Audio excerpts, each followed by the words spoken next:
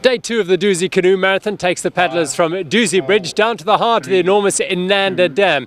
It's a day of contrasts as they go through some of the biggest rapids in the entire race after the confluence, and then that flat 10-kilometre pull. It's very tough all the way to the finish. There's just half a minute between the top two, Andrew Burkett and Lance Kime. The racing should be red hot. The race leaders left in elapsed time, with Burkett setting off at a fearsome pace in cloudy and cool weather conditions. Burkett was keen to increase the gap on the 2013 champion and duly did so in the saddles portage, again illustrating the improvement in his running, which has made him such a formidable force this year.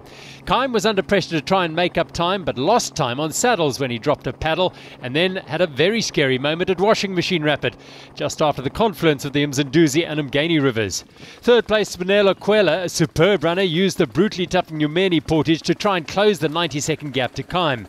All three negotiated the tricky trio of Gumtree, Tombi and Hippo Rapids, with Kime gaining some water on Burkett by the time they reached the headwaters of the Inanda Dam.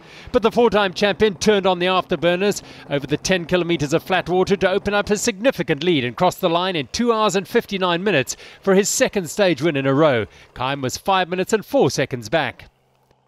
Yeah, I think you always, when you start with that kind of gap, you always want to try and close it down. But the fact that it was Andy Burkett I was chasing, I wasn't too optimistic at the start of the day.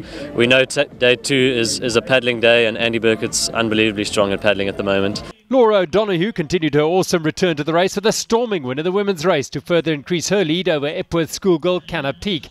Jenna Ward was second across the line to move ahead of Jordan Peak on the overall standings.